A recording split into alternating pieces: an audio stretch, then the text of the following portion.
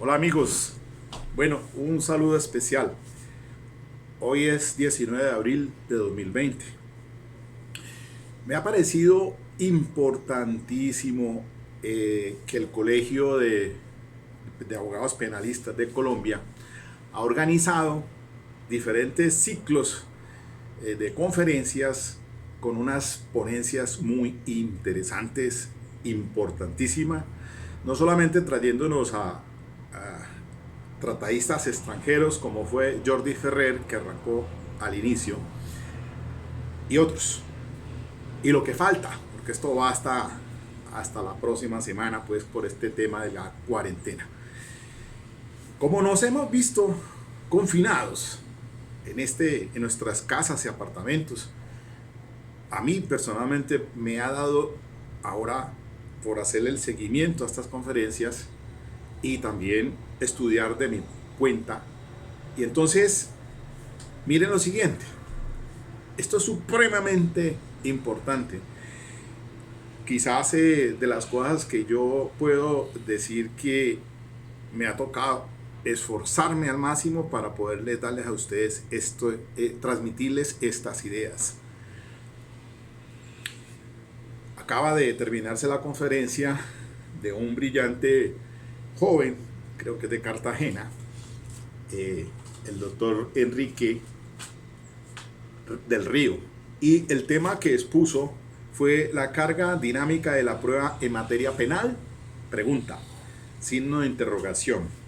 Y en sus conclusiones, pues llega a considerar de que, desde su opinión, que hay un principio de autorresponsabilidad probatoria por la Fiscalía.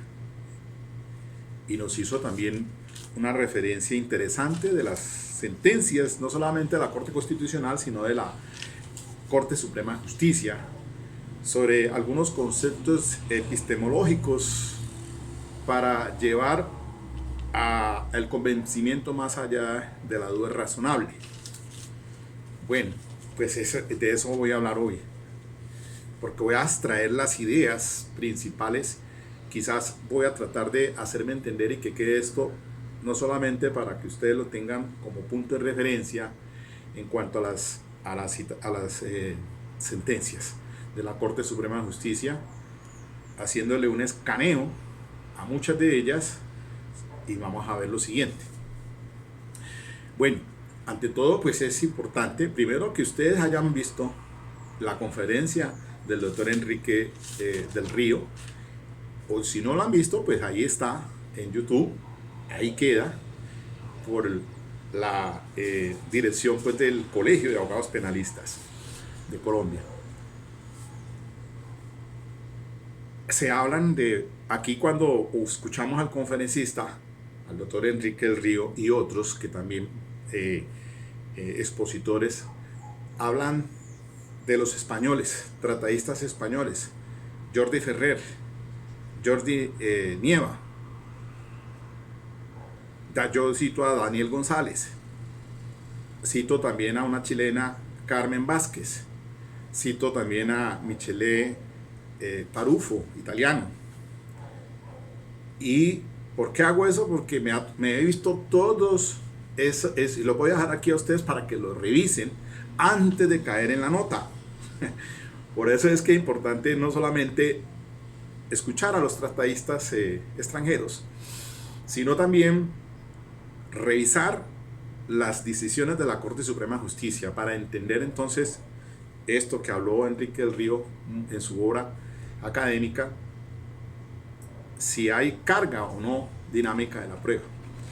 Pues bien, estoy revisando la sentencia de la Corte Suprema de Justicia de Patricia Salazar Cuellar, la 55651. Esa es un caso de delito sexual. No sé por qué razón, pues me he vuelto, pues, más que todo haciendo énfasis a este tema de los delitos sexuales, porque es allí donde se van a encontrar estos criterios epistémicos para, pues, llegar entonces al juez a hacer el razonamiento, su valoración de esos elementos que entran al juicio para darle o bien sea la razón al fiscal sobre sus hechos, pues la cuestión de fáctica que se quiere demostrar, pero también mirar si la defensa tiene que tener una posición también activa o no dentro del proceso penal. Parece ser que sí, no tanto en cuanto a la carga dinámica de la prueba, porque eso ya estaba pues para algunos, incluso para algunas clases de delitos como el testaferrato, enriquecimiento ilícito, temas que sí le apuntan a la situación del artículo 167 del Código General del Proceso, que habla más específicamente de la carga de la prueba. La ley 906 no hace referencia por ningún lado a carga de prueba. Y aquí hay otras cosas que me parece importante que también que se hablaron, sobre todo lo de los indicios, la prueba indirecta, lo comentó el doctor Enrique, y citó una sentencia 24468 del 2006, sí, efectivamente la del doctor Edgar Lombana, para cuando la Corte dijo que efectivamente se podía practicar pruebas de oficio cuando el 361 del Código Procesal Penal pues lo niega.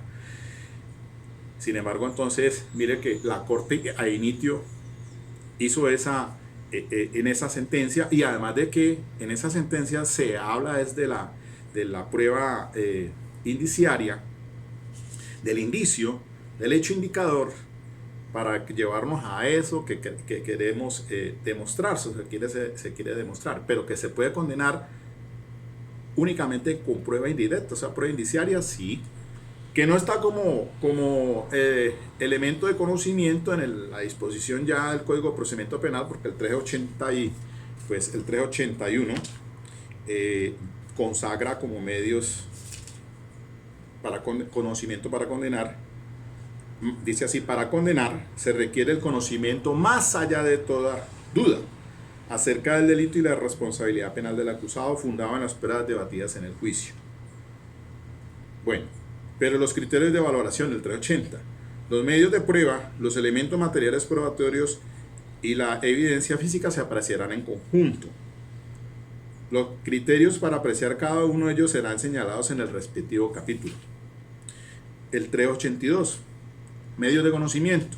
Son medios de conocimiento la prueba testimonial, la prueba pericial, la prueba documental, la prueba de inspección, los elementos materiales probatorios, evidencia física o cualquier otro medio técnico científico que no viole el ordenamiento jurídico.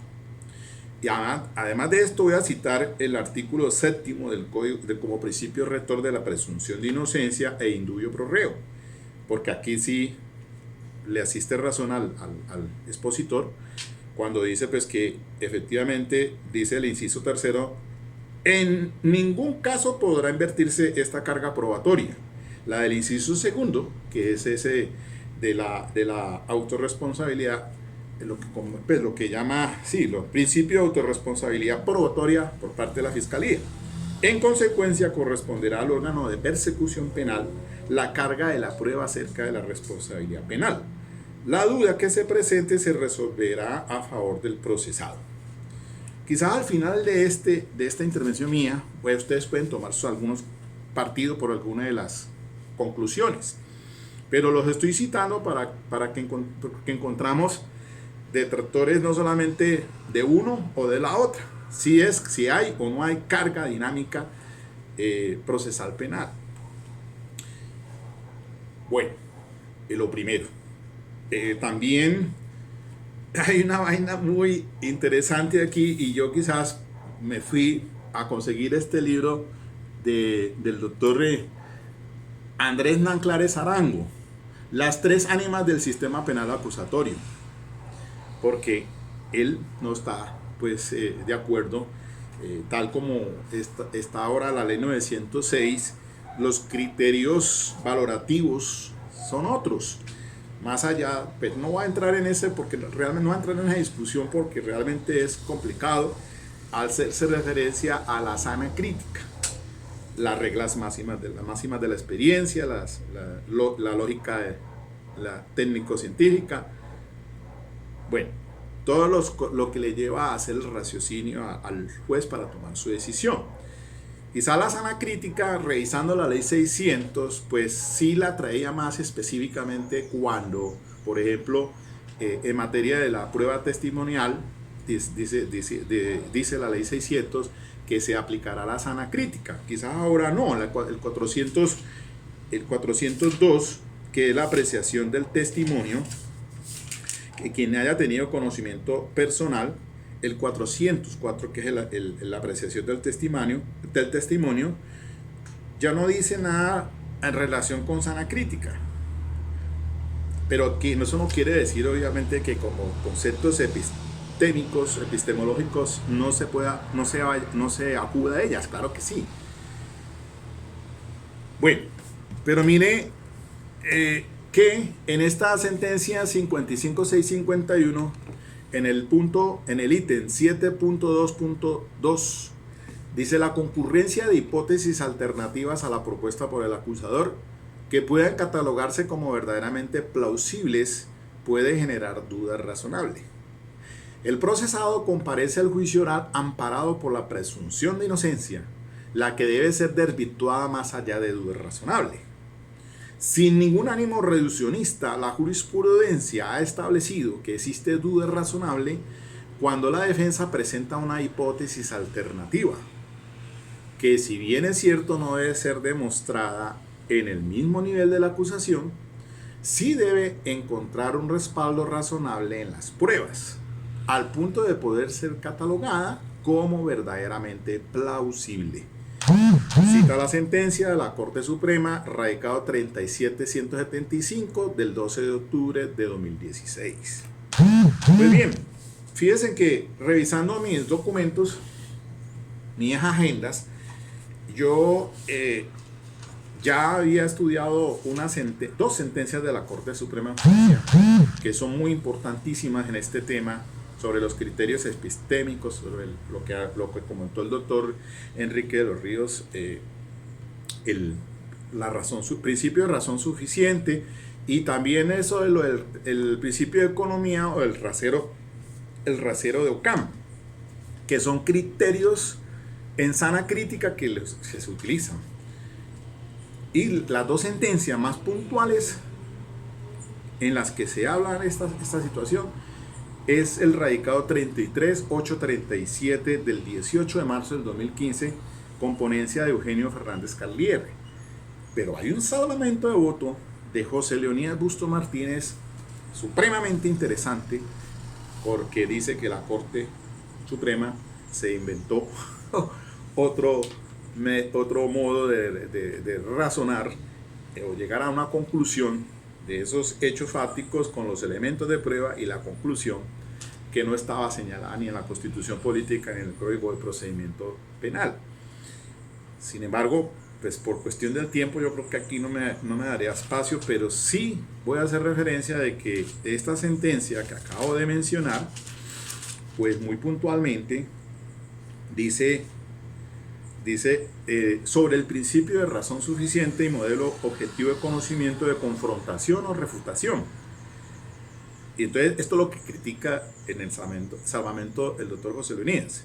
Escudada en el principio de razón suficiente, la sala mayoritaria, en un esfuerzo por superar los múltiples interrogantes y dudas que la investigación ofrece, acude al modelo objetivo de conocimiento de confrontación o refutación, para introducir la tesis de que el principio indubio pro reo no tiene aplicación cuando la Fiscalía ha presentado una explicación razonable del caso y la teoría opuesta, es decir, la expuesta por la defensa, no logra reunir un nivel de explicación razonable igual o superior.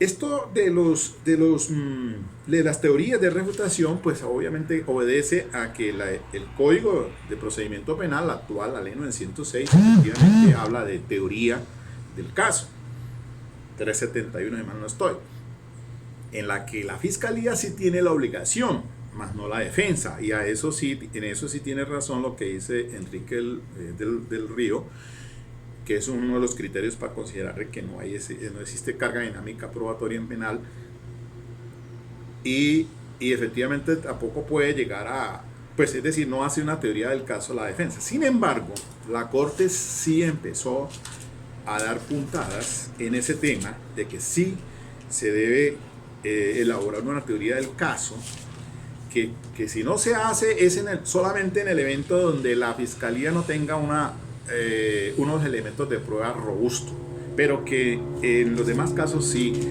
Y se acude a una sentencia, yo les recuerdo esa sentencia de la Corte Suprema de Justicia, que es el radicado 36357 del 26 de octubre del 2011 del doctor Julio Enrique Socha Salamanca. Allí, en esa providencia, ambos, mire que el caso de la anterior sentencia que cité antes de esta, es el caso de un señor Saudiel Orlando López Cruz, una vaina muy triste sobre un homicidio agravado. Se le juzgó pues como inimputable, en la que mata a su hija menor de edad.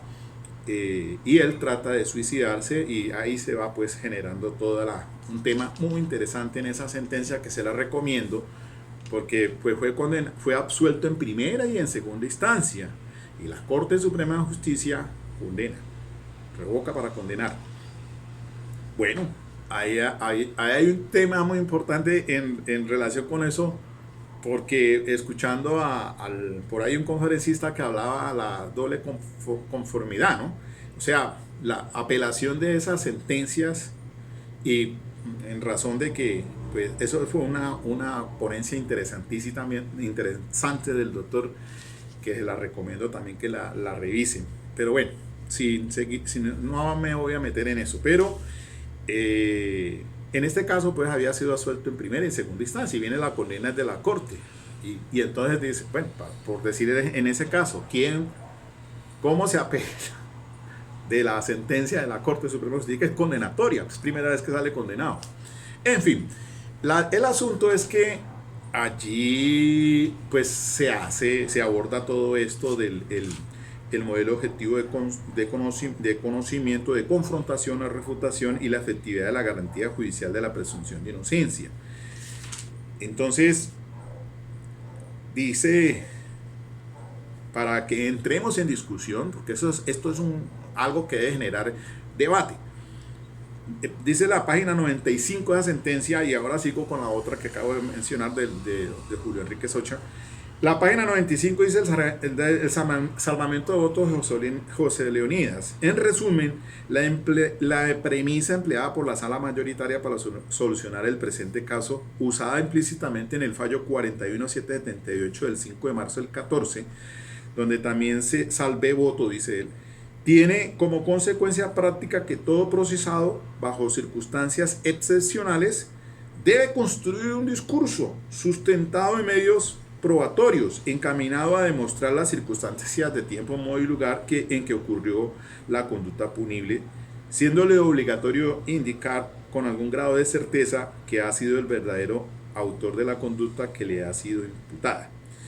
Esta carga también pesa sobre los juzgadores de instancia, cuando estos se propongan reconocer la existencia de una duda razonable. Entonces dice el salvamento voto que, haciendo abstracción de tales condicionamientos, la sala mayoritaria instauró un nuevo referente para el juzgamiento penal. Así, no solo violó el debido proceso en el caso concreto en términos generales y abstractos, desconociendo los postulados del Estado de Derecho, alteró el modelo de juzgamiento diseñado por la Constitución y el Código de Procedimiento Penal. Los jueces carecen de legitimidad democrática para rediseñar los pilares del proceso penal. Semejante ejercicio configurativo desborda sus competencias constitucionales. Muy interesante el salvamento de voto, y se lo leen, por favor. Pero bueno, entonces el radicado 36357 del 2011 plantea eso del tema de las teorías que la defensa debe presentar. Es un debe, es casi como un imperativo, presentar una teoría o aportar pues a elementos probatorios para derruir entonces al oponente, que es el ente acusador, que sí tiene realmente la carga de la prueba. Pero bueno, eso es un tema para discutir. Entonces, revisando las ponencias de de los tratadistas españoles, me encuentro yo a Jordi Ferrer. Pues yo realmente ahora lo vine a conocer por esta conferencia que nos dictó en días pasados, ¿no? Sobre, él hizo la presentación en un tema también supremamente importantísimo, pero me vi en la necesidad de revisar una conferencia que se llama Prolegómenos para una teoría sobre los estándares de prueba, porque él habló fue de eso, de estándares de prueba, del 6, 7 y 8 de junio del 2018 en la Universidad de Girona, España. Y él, pues miren lo que dice en relación con una gama posible para la cuestión, pues, de los criterios de si existe estándar de prueba. Pues como en nuestro Código de Procedimiento Penal en varias partes se refiere al convencimiento más allá de duda, en otros habla de duda razonable. Entonces Jordi Ferrer el tratadista dice que una gama, dice, él tiene citada la conferencia allí y hace la siguiente observación, de otras, entre otras, una gama posible de mayor a menor exigencia, y lo califica como estándar de prueba número 2. Dice: para considerar probada una hipótesis sobre los hechos deben darse conjuntamente las siguientes condiciones. Primero, la hipótesis debe ser capaz de explicar los datos disponibles, integrándolos de forma coherente, y las predicciones de nuevos datos que la hipótesis permita formular deben haber resultado confirmadas. 2. Debe haberse refutado la hipótesis alternativa formulada por la defensa, si es plausible, explicativa de los mismos datos y compatible con la inocencia del acusado, excluidas las meras hipótesis ad hoc.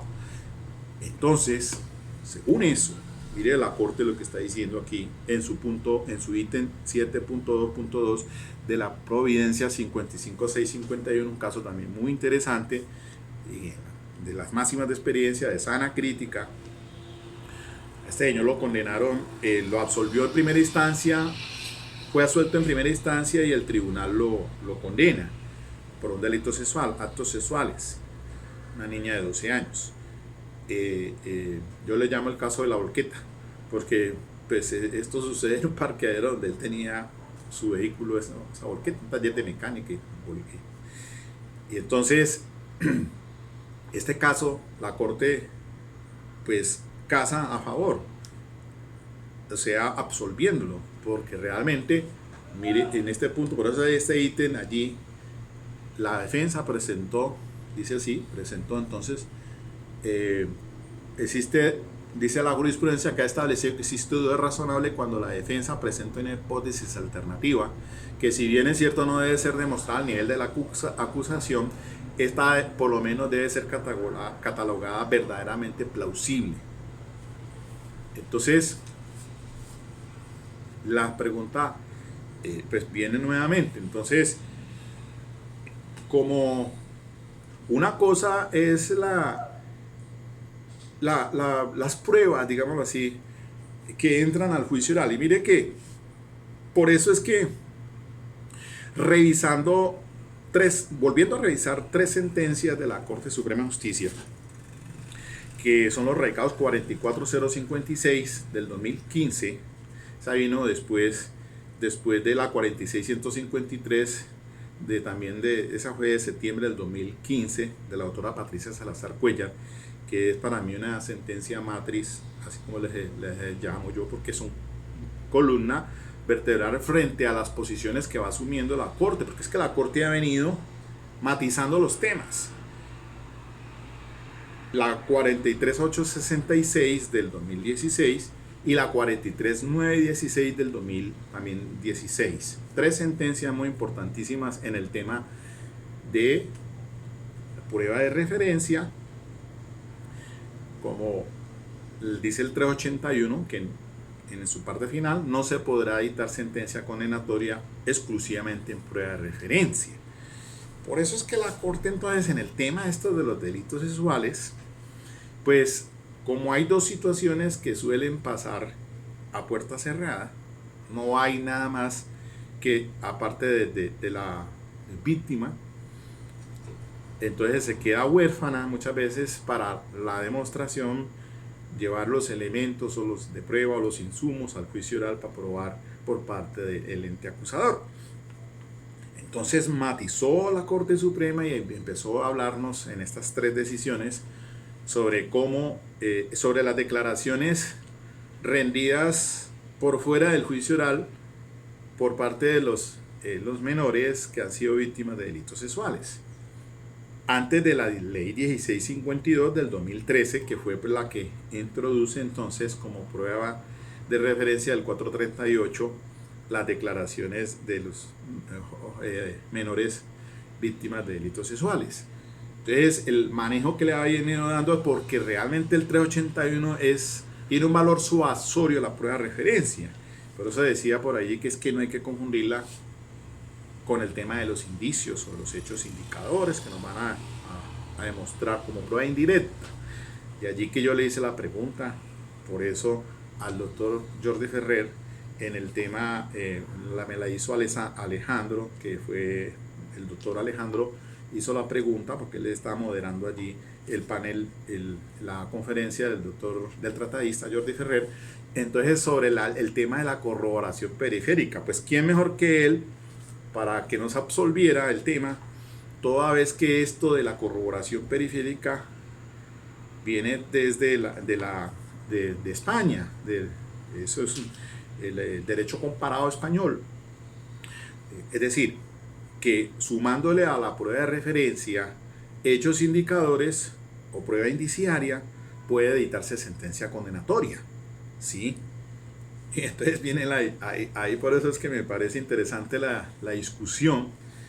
Y entonces, pues como suelen pasar estas conductas a puerta cerrada, entonces precisamente de la Corte, en el último fallo que cité yo, el 43916 del 2016 de la doctora Patricia Salazar, el caso, yo le llamo el caso del sastre. Eso sucede en Bogotá, en un taller también con delitos de tipo sexual. Y entonces la Corte, pues todo el tema de la evidencia física, y nos viene hablando entonces la Corte Suprema, mira que si ustedes cogen las sentencias, alguna de ellas nos están dando la ruta, marcando una brújula en el camino, nos está encauzando y diciendo cómo es que debe llegar al juicio. Por eso es el análisis que está ahí, estoy refiriéndome a la sentencia 51822, ¿no? Que estamos para responder a las preguntas que hice yo, a las 70, a unas preguntas ahí que hice de carácter probatorio. Entonces, en esa sentencia del 2018, también de la doctora Patricia Salazar Cuellar, pues ella en esa decisión nos vuelve y nos repite todo de lo que ha venido sucediendo, porque estas sentencias son de la doctora Patricia Salazar desde el 2015 para acá, en temas de delito sexual. Entonces, la Corte Suprema de Justicia mire todos estos temas sobre los criterios epistemológicos, el principio de razón suficiente, las aserciones, las proposiciones, pues tienen que ser demostradas y nos van a llevar a esos hechos factuales. Y por eso es que la Corte Suprema pues ya nos ha mandado un mensaje muy claro en varias decisiones sobre la diferencia, lo que hay que distinguir entre hechos jurídicamente relevantes, hechos indicadores y medios de prueba para la acusación. Entonces, hechos fácticos, pues sí, es un hecho del pasado que se va a probar, un hecho sucedido en el pasado de carácter penal, violatorio del derecho penal, típico, y que se quiere entonces demostrar en el juicio oral, pues la carga dinámica sí le corresponde al ente acusador, el que debe probar. Y como también dijo muy bien el doctor Enrique de los Ríos, pues es antes que existía el principio integral, claro, porque es que en la ley 600 el fiscal tenía el deber no solamente de buscar lo desfavorable, sino también lo favorable, porque pues claro, es que allá no existía, en esa ley 600 pues no existe lo que estamos manejando hoy en día de esto de las teorías de refutación. Entonces, exactamente la ley 600, pues con otro criterio para solucionar esta vaina del estándar de prueba. Entonces, pero tan igual allá como hoy en la 906 seguimos hablando del estándar de prueba. Entonces, hoy por hoy, antes en la ley 600 hablaba de la certeza. Por eso es muy importante, por ahí una lectura de Nicola Framarino de Malatesta, el italiano, de pruebas. Entonces, los que hemos trabajado en ley 600, en la legislación anterior, ustedes son muy jóvenes, obviamente. Todos los expositores ahí, la mayoría son jóvenes, brillantes, que, hola, carajo, quedo aterrado de escucharlos también, como el de ayer, en el tema del error, ¿no? El error, otra cuestión que no me hicieron una pregunta allí, pero bueno, en el tema del error, que eso es bien complicado en el manejo de dogmática penal, pero brillante, muy importante. Bueno, entonces venía diciendo pues que sí, que el estándar de prueba, pues los tratadistas citados, bien, y miren que ustedes por favor, si tienen la posibilidad, pues miren las conferencias. Yo encontré la de la conferencista que es profesora de filosofía de la Universidad de Girona, España, la doctora Carmen Vázquez, y está haciendo YouTube más razonamiento probatorio y menos fórmulas jurídicas sobre la prueba. Y también el tratadista italiano Michele Tarufo sobre valoración de la prueba, llevado en una conferencia en el 2017 en Pamplona, España. Y por supuesto Jordi Ferrer, de quien lo estoy tomando en consideración aquí, para entender que pues la Corte Suprema sí acude para llegar a entender esto de cómo probar entonces y cómo valorar el juez objetivamente y no de una manera subjetiva en decisiones que no tengan ni no cumplan con ese propósito de encontrar entonces el hecho fáctico, la prueba que entra al juicio oral y la decisión que se va a tomar allí. Entonces es la que acabo de citar, pues parece ser que es la que sigue la Corte Suprema de Justicia nuestra al hablar de estos conceptos o criterios epistémicos sobre el principio de razón suficiente, el principio de economía procesal, el rasero de Ockham, y ahora el de la teoría de la confrontación o teoría de las pruebas.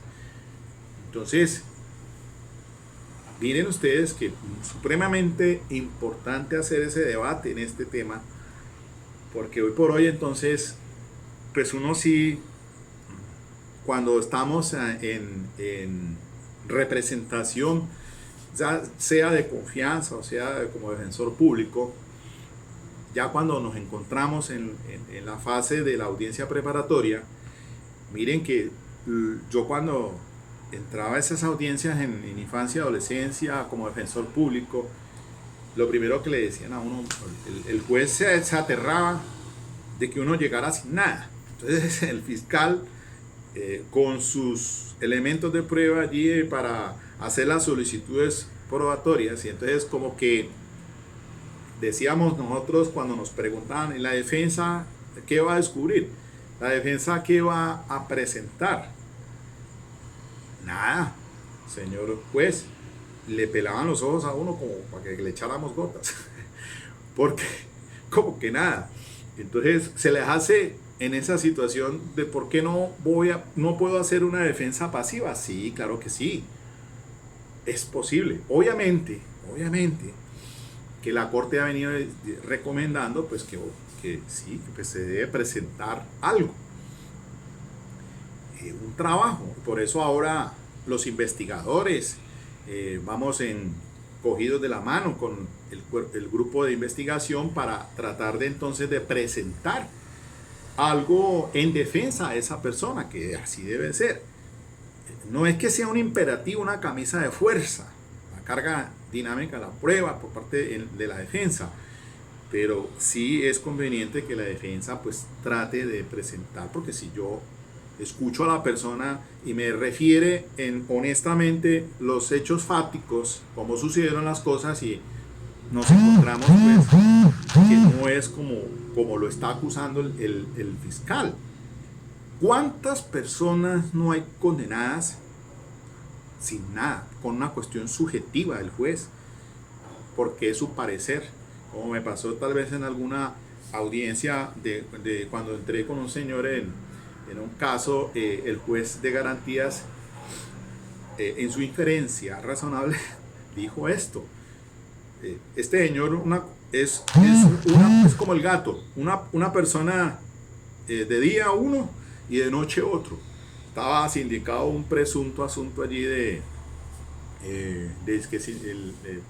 acusado por hurto calificado y agravado, que llegué a juicio a demostrar que realmente ese señor no tenía nada que ver. Era un señor vendedor aquí de frutas aquí en Cali, en una plaza de mercado, y resultó involucrado con un retrato hablado, que eso lo tengo allí. Se hará justicia, caso número 8 con el Telepacífico. Ahí en YouTube está. Ese señor lo defendí yo, porque resulta de que prácticamente el señor nada tenía que ver. A la hora de los hechos estaba en otra parte. Ese señor tenía doble hernia y lo acusaban de haberse sacado una caja fuerte en un establecimiento de Cocorico, que se la había cargado al hombro. Cuando ese señor me tocó llevar médico allá, que tenía doble hernia el señor. Llevé testigos para demostrarle que el señor estaba en otra parte y no allí. Y ustedes pueden, busquen allí en YouTube, de Telepacífico, se hará justicia. El caso número 8 es el mío. Entonces uno dice, bueno, pues mire que efectivamente ese señor lo estaban acusando, y la fiscal me decía a mí a que acepte cargos. Los tuvo 4 abogados anteriores y le decían todos, bueno, ¿por qué no vamos a un preacuerdo? Más bien le decía, pero si yo soy inocente, ¿cómo así que un preacuerdo? Pero hasta que llegó don Miguel, como dice él, llegó don Miguel y le di yo en el clavo. Por fortuna el señor salió absuelto, pero una absolución perentoria, porque se demostró, no por duda, no, se demostró que el señor nada tenía que ver. Eso es para otro tema muy interesante para trabajar sobre el indubio pro reo. No, pues puede hacer que de pronto usted entre al juicio oral. Si antes les decía yo en las audiencias preparatorias, en las audiencias estas de preparatoria infancia, pues decía, bueno, yo decía, allí dejaba constancia, ¿no? Pues el inculpado, el acusado, pues no me ha ofrecido elementos de prueba para yo plantear alguna teoría, punto. Dejaba constancia en ese sentido, y a riesgo uno sí le dice a la persona, mire, pues si se va a ir a juicio oral, pues esto es un asunto de probabilidad. Entonces volvemos al tema del estándar de prueba, porque eso se habla en el artículo 287 de inferencia razonable, allá en garantías. Pues claro, puede ser que hasta con base en indicios, como la ley 600 hablaba de 2 indicios graves, y el tema de los indicios se les recomienda, esa 24648 del 2006 del doctor Edgar Lombana, y otras tantas que también trabajan todo lo de la sana crítica y la inferencia. ¿Y por qué la Corte ahora está diciendo, mire, hechos indicadores, y la prueba indirecta que se maneja? Les daba yo en unas 2 charlas anteriores, les decía al señor que sale, no está en un bar, se escuchan unos disparos, sale huyendo del sitio, lleva una arma en la mano. Entonces hay 2 testigos, uno que sí observa los hechos al interior y otro que está afuera, que lo ve corriendo cuando lleva el arma en la mano. Entonces eso sería un hecho, un hecho indicador, pero con un testigo directo, ha dicho la Corte, porque tiene conocimiento personal. Oígase bien, conocimiento personal de 402. Se tiene conocimiento personal, porque vio eso es un indicio que nos prueba que sí, seguramente el hecho ocurrió al interior del bar cuando pues él sale huyendo y en su vida después lo cogen, incluso les decía yo, le ponía más difícil el caso que no lo cogieron con arma, pero la fiscalía pues puede demostrar, y así lo ha dicho la corte, pero no solamente que tiene la carga de la cadena de custodia sobre los elementos de prueba. Por eso la corte en estas sentencias del 2015 y 2016 insiste mucho que el ente acusador pues sí tiene que demostrar en cuanto a la autenticidad de esos elementos de prueba que se recogen y se van a llevar al juicio oral, y se demuestran varios factores como hechos indicadores. Entonces les decía yo, en la cuestión de manchas o en los delitos sexuales, el caso 43916 del 2016, el tema del taller de desastre en Bogotá, que la fiscalía quedó huérfana porque no llevó al juicio oral pues hechos indicadores, que la pantaloneta, que en la pantaloneta había residuos, pues había fluidos corporales, espermatozoides de esa persona que había abusado de ese joven. Entonces pues había que llevar como hechos indicadores, demostrar en juicio oral, y no lo hizo así, y por eso la crítica sustancial de la corte es que fiscales se quedan cortísimos en demostrar algunos hechos indicadores, porque pues nos llevan de un hecho indicador a uno desconocido, el indicio, y eso es importante también. Y para delitos sexuales dice la corte pues efectivamente que no se puede condenar exclusivamente con prueba de referencia, pero si hay algo más como un hecho indicadores, sí, porque si se puede condenar solamente con prueba indiciaria según el radicado 24468 o 648, sí, esa sentencia que la sala citó el doctor 24468 del 2006. Entonces, el estándar de prueba, seguimos con ese tema. Miren entonces ustedes que yo sí pues considero que si no tiene una camisa de fuerza, no es una obligación de carga dinámica la prueba, pero sí es en este sistema hay que presentar algo en defensa de una persona, porque si es muy robusta la carga que tiene los elementos de prueba desde la acusación, el descubrimiento que hace el fiscal, si es muy robusta la cosa para irse a un juicio oral, uno no puede entrar al juicio en un albur, como irse de pesca, ¿no? Eso es irresponsabilidad, creo yo. Obviamente que hay quien no puede estar de acuerdo conmigo porque dice, no, yo hago una defensa no activa sino pasiva. Sí, es posible, pero la ley 906 del 2004, yo creo que uno debe irse con herramientas, con insumos para ingresar al juicio oral. De allí entonces la corte pues sí nos ha marcado reglas probatorias en la preparatoria. Si es el tema de los menores de edad, con esta situación de lo débil que lo frágil que es la prueba de referencia, pero que si está acompañado de otros elementos de prueba, pues se puede dictar sentencia condenatoria. ¿Y qué está diciendo la corte? Mire, para que ustedes piensen este asunto, porque en el tema de los delitos de los menores, esa sentencia C177 de 2014, muy importante, claro, hay un derecho pro infans, obviamente, para no revictimizar al menor, pues lo que se está haciendo ahora es no llevarlo al juicio oral. Ahora, que se acepte, dice la corte, acepten entonces como prueba de referencia desde la preparatoria y de acuerdo con esas instrucciones que nos da la corte en la 44056 de cómo debe quedar allí entonces formulada por parte de la fiscalía la solicitud en cuanto al tema de prueba de referencia en delitos menores, y que ese entra a juicio incluso con un valor amplio. Entonces ahora todo el tema que nos ha dicho la corte, pues que esas declaraciones antes del juicio oral que sirven en el juicio para refrescar memoria, para impugnar credibilidad, pero también para en los casos cuando se echa atrás el testigo, entonces ahí viene el uso muy importante de esas declaraciones rendidas antes del juicio oral, y que tienen un valor más limitado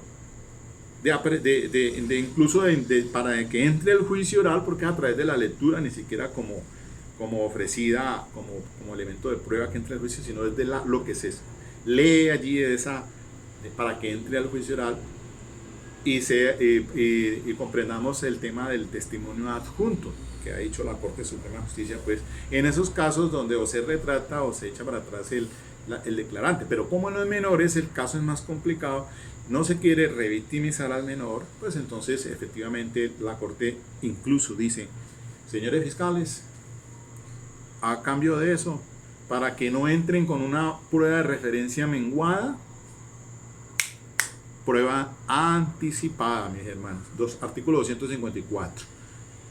254 dice: practique prueba anticipada ante un juez de control de garantías, pídala. ¿Y para qué? Pues para garantizarlo el principio de confrontación en este sistema, porque en la 43866, esa sí que nos habla de ese, nos lo dijo en la 46153 del 2015 la doctora Patricia, pero ya la desarrolla más ampliamente en la 43866 del 2016 y la 43916 y 44056 del 2015.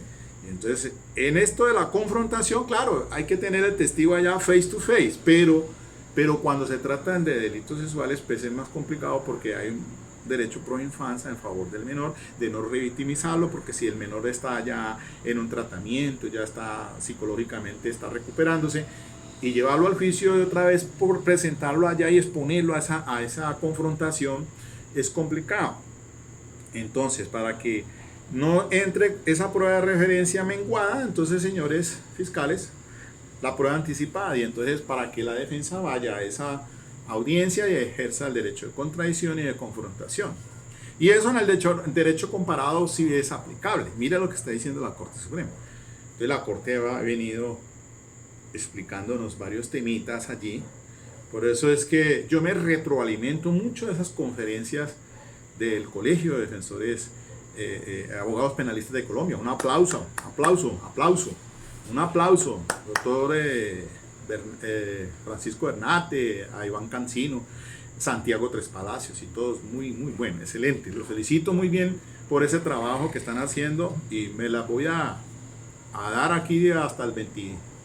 Y gracias por la invitación del doctor Tres Palacios para que diera pues una conferencia, pero creo que ya como que se organizó el cronograma hasta el 26 de este mes. Pero bueno, quiero participar. En este momento puedo hacerlo en este espacio y dar esas luces complementarias a esa charla que dio, a esa ponencia muy importantísima del doctor del Río. Y quizá la de mañana también a las 10 de la mañana, porque es un tema ahí de la defensa también. Por ahí vi ya el anuncio que estamos para las 10 de la mañana. Estaré muy atento a esa conferencia y se les recomiendo a ustedes, por favor. Pero entonces, para caer en el tema, ya para terminar, porque ya me estoy pasando del tiempo, el estándar de prueba. Entonces, ¿en qué quedamos con eso? El estándar de prueba. Más allá de duda razonable, bueno, entonces, sí, el fiscal tiene la carga de la prueba. Carga dinámica de la carga de la prueba. A él no se puede invertir esa carga de la prueba, pero, por las decisiones de la Corte Suprema nos están diciendo: defensa, póngase las pilas. Habrá que presentar algo en defensa de esa persona para llegar al juicio. Quizás, pues, si no estamos en iguales de condiciones, pero sí que sea, como dice, verdaderamente plausible, que pueda ser catalogada. Dice la Corte, sí debe encontrar un respaldo razonable en las pruebas, al punto de poder ser catalogada como verdaderamente plausible. Radicado 37175 del 2016, citan allí, y la que le estoy leyendo es la de 55651 del 2019. Esa de diciembre, esa reciente. Bien, mis queridos amigos, entonces, pues ahí está abierto el marco de discusión para los que estén a favor o no, que la defensa tiene entonces que ponerse la camiseta ya para presentar entonces insumos o elementos de prueba, digo yo, aserciones a favor de esa persona, pues donde haya, pues obviamente yo digo, pues porque pues tampoco hay situaciones que si uno va al juicio como tratando de mirar a ver por dónde se maneja el tema, por lo menos para minimizar los riesgos a favor de esa persona. Ahí está está abierta la discusión, mis queridos amigos. Bueno, quería nutrirlos con esto, socializar este tema. Me parece brillante la exposición de los conferencistas. Todos han sido geniales y lo que viene también, creo. Lo que falta. La idea mía es, miren esas conferencias de estos tratadistas españoles, italiano, Barufo, y la chilena, Carmen Vázquez, y ustedes también vayan dando una idea. Los radicados ya se los dije allí, y está abierta la discusión, mis queridos amigos. De todas maneras, vamos para adelante con esta cuarentena. Ya nos queda una semana. Vamos a ver cómo es eso de la cuarentena inteligente. Les deseo lo mejor, mis queridos amigos. Bueno, ok, estar pendiente para subir el análisis. Ya estoy revisando otras decisiones de la Corte Suprema. A ver, esos son los radicados. Lo voy adelantando aquí, ya para cerrar la situación, porque esas sentencias son muy importantes de la Corte Suprema de Justicia. Les dije pues la 55651 del 2019, ¿sí? Pero también están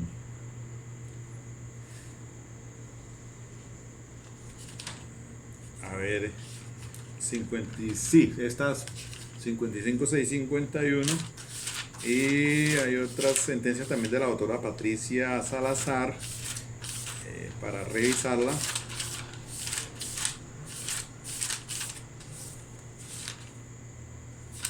Ay, caramba. Bueno, me embolató.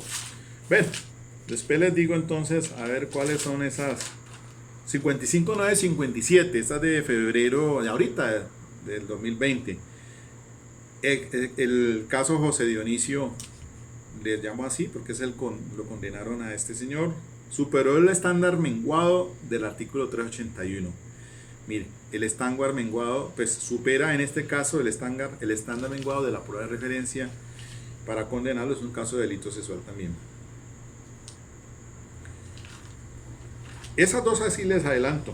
55651 del 2019, la 55957 de ahorita del 19 de febrero del 2020, el 47423, esa sí es del 2018. Todas estas son de carácter sexual. Y 53127, ya la dije, ¿no? 53127 del 2 de febrero también. Sí, pero esta es del doctor Luis Alberto Hernández Barbosa. 53127 de ahorita de febrero también. Les dije fue la 55957, el caso de José Dionisio. Y el de la volqueta, el parqueadero, 55651, muy interesante también. Es así, las anteriores son de Patricia Salazar Cuello. Bueno, chao mis amigos.